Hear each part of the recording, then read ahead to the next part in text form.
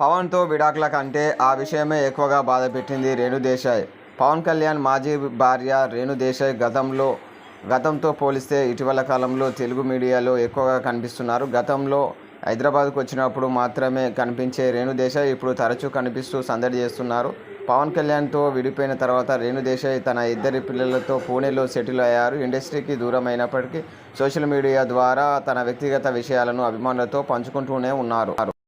చాలా పవన్ కళ్యాణ్ అభిమానులకు సైతం ఆమె గట్టిగా రేణు దేశాయ్ ఇటీవల తన సెకండ్ మాజీ భర్త పవన్ రవితేజ నుంచి ఆమె ఇటీవల టైగర్ నాగేశ్వరరావు సినిమాలో రేణు దేశాయ్ ముఖ్య పాత్రలో నటించింది. అయితే ట్విట్టర్, ఫేస్బుక్ లను డిలీట్ చేస్తున్నట్టు ప్రకటించి ఇటీవల కాలంలో చదువు, ఆరోగ్యం, దర్శనమిస్తున్నారు. సోషల్ మీడియాలో అడిగిన ఫండింగ్ సమాధానం చేస్తున్న సంగతి తెలిసిందే. తనకు తోచినంత సహాయం చేయడంతో పాటు తన ఫ్యాన్స్ను కూడా విరాళం అడుగుతూ జంతు ప్రేమికురాలు అనిపించుకుంటున్నారు. ఇలా ఉంటే తాజాగా రేణు దేశాయ్ చేసిన కామెంట్స్ నెట్టింట